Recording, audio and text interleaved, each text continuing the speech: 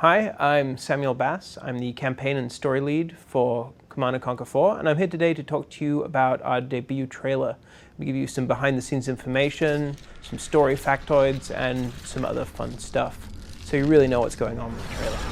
So one of the first things you'll see with the trailer is that it takes place 63 years to the day from the release of the trailer to the community. A little thing we did, a little tip of the hat, present day.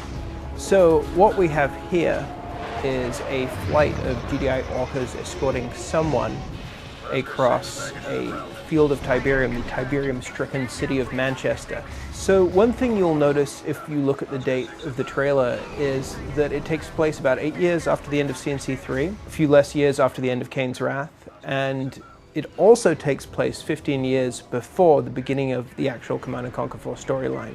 This is the prologue where we really wanted to set the state of the world so you could better understand where we end up 15 years later. The GDI logo is covered in Tiberium. In fact, the whole city is covered in Tiberium. And if the GDI Council have set up their chambers in this Tiberium-stricken city, you don't want to see the state of the rest of the world. Things aren't good. And here we see the dainty feet of Joe Coogan.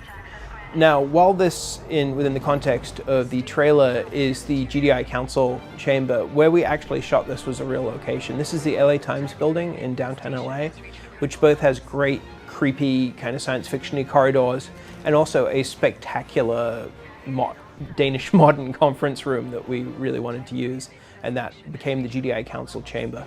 So as you can see, these GDI guys are escorting some mysterious figure, who, if you haven't worked out by now that it's Kane, you probably should have.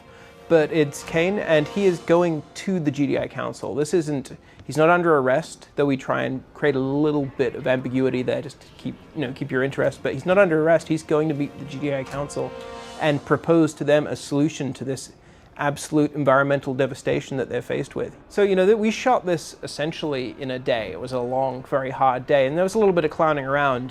We have some great footage of the mighty Joe Coogan running headfirst into a wall and falling ass backwards onto the ground that will probably sneak its way out onto the internet one way or another. So one of the things we tried to do with casting for this trailer, and for our cinematics for C&C4 in general, is go for people who you really believe in the roles. We wanted the GDI Council not to be, a bunch of hot supermodels. One thing we really wanted to establish with this part of the trailer is a sense of trepidation on both sides. Like, Kane is tense, GDI is tense.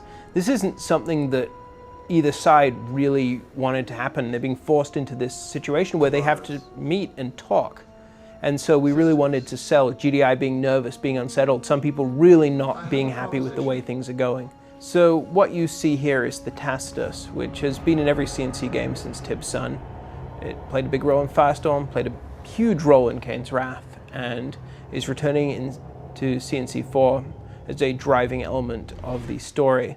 What you might not know about the Tacitus is, beyond being a lexicon of alien knowledge, it's also a light bulb with a piece of tape on it that's stuck to Joe Coogan's hand. We did a little bit of movie magic.